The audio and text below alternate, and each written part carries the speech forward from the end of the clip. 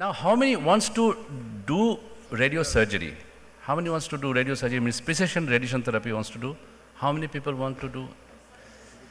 Now, if you really want to do precision radiation therapy, first thing we need to do is leave treating breast, head and neck, gynae, GU/GI. Then you will have time for doing a precision radiosurgery because it takes a lot of time. So first you have to have that passion to leave conventional radiation to some extent so that you can focus on something really nice. And I think I'm going to talk about my experience, how we can start a precision radiation therapy unit. Now, before I joined Amrita Institute, I was in Apollo, and I have done radiosurgeries since 2006, and almost 2,000 patients were treated. Then I shifted to Amrita Institute and started the radiosurgery unit with that.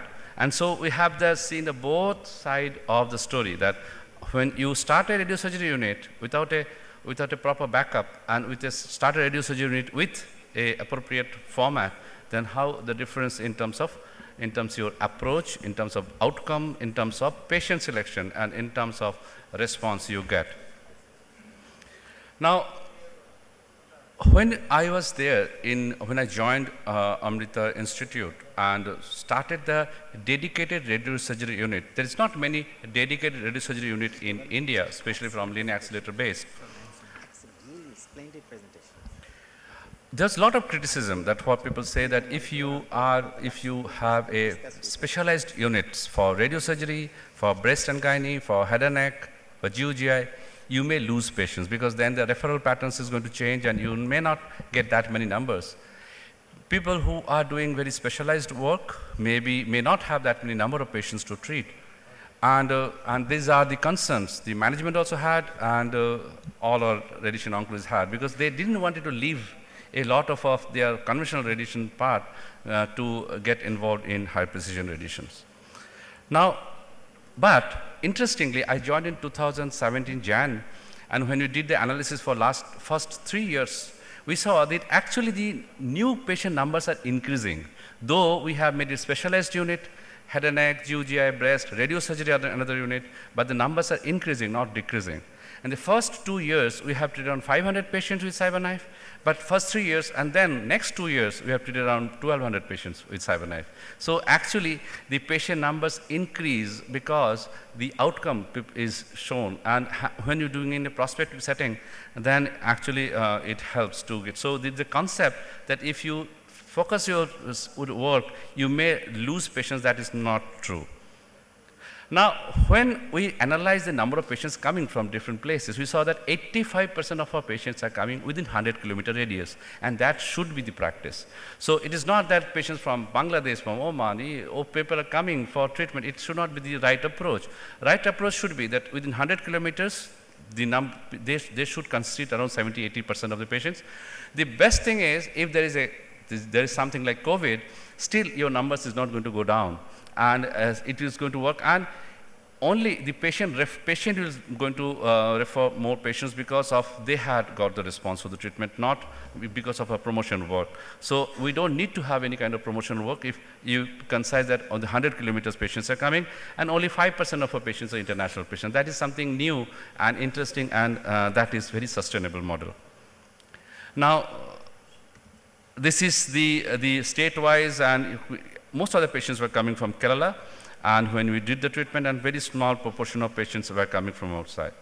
Now, when we saw our radiosurgery numbers, from 2017 we started the dedicated radiosurgery unit, every year the numbers are increasing, and that is increasing because the confidence of our referral doctors who are in our own in-house, they actually are increasing, and so we are able to perform, and that has to be the concept of having any kind of dedicated unit. Now, interesting thing is that if you see in 2020, there's a dip in neuro patients because the benign tumors we didn't treat that time. So benign tumors, we had an option of postponing for 6 months, a year. We did that, and that is why there's only a dip, but extracranial side there's not much dip. So still those patients were very aggressive, and we treated that time even in the COVID period. So our numbers didn't decrease during the COVID period as well. Now, interestingly, we have done an audit of all our brain metastasis patients treated in our hospital from 2017 on, 7 onwards. And we have seen that number of patients treated with brain metastasis, whole brain radiations, SRS, hippocampus sparing all together, you see that numbers actually increased over the period of time. And there is a significant surge when we had a radiosurgery unit. So they were evaluating more number of patients, and the number of patients, because we have the facility, they are getting treatment. Both in whole brain radiation and both in radiosurgery, numbers were increasing. Now, when we saw the number of patients treated with radiosurgery and whole brain radiations, see, if you see the last 2 years, in 2018, still more number of patients were treated with whole brain RT compared to SRS. But in 2021, you can see actually it is almost same or a little more. The SRS numbers are more. So the practice is becoming like a West, where the radiosurgery is the norm in brain metastasis. It has been practiced in our facility because we have the radiosurgery facility available. So when the patient comes for the treatment, we are able to provide them the treatment in a very short time, not a long waiting time. And we are seeing those patients early. So this is something really interesting, and 25% of our patients are brain metastasis. In abroad, all the publications in any radiosurgery unit, 30% of the patients are brain metastasis patients. So that is almost similar. So we are slowly going towards a Western type of treatment approach, which is happening in a more standard approach. Now, how we streamlined the department? We had a site-specific unit. We had made it all consecutive patients we put in a protocol setting so that we have the outcome data for all our patients. We have a protocol-based treatment, so all patients are getting same dose, same PTB volume, so that we can evaluate those patients properly. We have a new innovative research questions, and we have made a protocol for that. There are some randomized studies, we are going to talk about it. We have an outcome of all our patients. And it's not that we have done always right. There are so many times we have done mistakes as well, and we have taken the corrective steps when we saw that there is an issue and some patients having little more reactions, or maybe this patient should not have been treated with radiosurgery. We have taken to the tumor board, discussed, and we have not hidden those patients under the carpet and taken all the patients who had complications as well. And we had documented in the publications all our records. So what is the result of taking those measures? A clinical outcome-based approach has happened. We have increased expertise and acceptance for the treatment for our referral doctors, and we have increased improved in patient numbers because the acceptance is better. Always, we put a multidisciplinary approach. All patients are discussed in the tumor board. We put gastro people, we put medical oncology people, neurosurgery people into the loop, and they are also part of our radiosurgery treatment team because that is important. They also see the results. Sometimes if the patient is not doing well, they don't come to us, they go there. So we may not know the toxicity, but they will know. So once we see it together, we all can see the outcome and the toxicity together and take measures if it is required.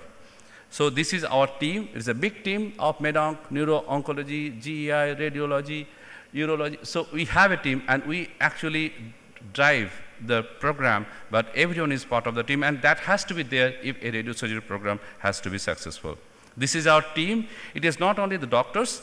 Technologists are important, physicists are important, residents are important to document what you are doing and document and ensuring that treatment is done in right time, patient is not waiting for long, and contouring is done on right time. So they are also important part of the treatment approach. As we have sorted the team and sorted the approach, we are now treating around 30 to 35 patients in a month, around 400 to 500 radiosurgery in a month. 50% are intracranial, 50% of the intracranial are benign brain tumors, and 50% are metastasis. In extracranial, 30% of our patients are liver tumors, SCCs, and I'm going to talk about it, why it is 30%. 20% are oligometastasis, and a group of patients are from breast primary, and only 10% are extracranial, and you just will see the 3% is from prostate. So the prostate people are still not convinced with the SBRT for the prostate and doing robotic surgery for those patients, and there is still a scope of improvement in these areas as well. So we have a lot of academic activities done. We have 3 PhD students doing a randomized study. We have few ICMR projects, randomized studies are happening. And that is how it is not only academics. We should have a cost-benefit analysis as well. We have done 2 cost-benefit analysis for the liver tumors, comparing tomotherapy versus CyberKnife. In tomotherapy is not only the treatment cost, it is the patient waiting time, the food cost, the revenue loss because they have to take leave. Considering that, we have seen that 30 gray in 10 fractions, in 10 days of treatment versus 1 day of radiosurgery for the brain metastasis, the cost is equivalent. So, as we discussed yesterday, that why we treat 24 gray single fractions for most of our brain metastasis to make the cost same. So, for the patient, the cost is not different, and we can deliver radiosurgery, and our cost for the treatment actually is been planned keeping the cost cost estimate same. We have a randomized study on different approaches. It is a brain metastasis radiosurgery only, not whole brain RT, and we have our own prognostication protocol, and which evaluated that Western patients and Indian patients there is not much difference in terms of prognostications parameters. In single patients, we have seen that retreatment is possible in 80% of the times if you are able to do that. And our outcome is almost similar, and toxicity is almost similar, whole brain RT versus in our patient population compared to the Western patients. So the acceptance is improving, and we are seeing that we have our own fiducial placement criteria, and because the fiducial is required for the liver, and that is there, so we have our own Amrita criteria. We have put it so that we use, and that actually has done our acceptance. We have an excellent program on hepatocellular carcinoma with portal vein thrombosis. It's a prospective study base with 116 patients required. We have completed the study and also published it. And this actually gave us 30% of liver tumors for radiosurgery because the acceptance is more. We have seen that responders, the outcome is almost double than the non-responders. It is around 16 months versus 8 months in this group of patients. So it has given us some idea that you can have some novel ideas. We have a quality of life study happening in benign brain tumors, and memantine study, randomized study in brain metastasis to see the cognitive function assessment, and that is going to give us some idea on how we can do that. So to conclude, dedicated radiosurgery facility is possible in Indian subcontinent, but we need a team. We need to have an outcome-based approach. Research and prospective database collection approach has to be there. That should be the base for any kind of dedicated unit. And you need our own data. We cannot just follow the Western data always. So this is our team. And I welcome all of you for ISRS conference, which is going to happen next year, August, in Kochi, 24 to 26th August. Thank you.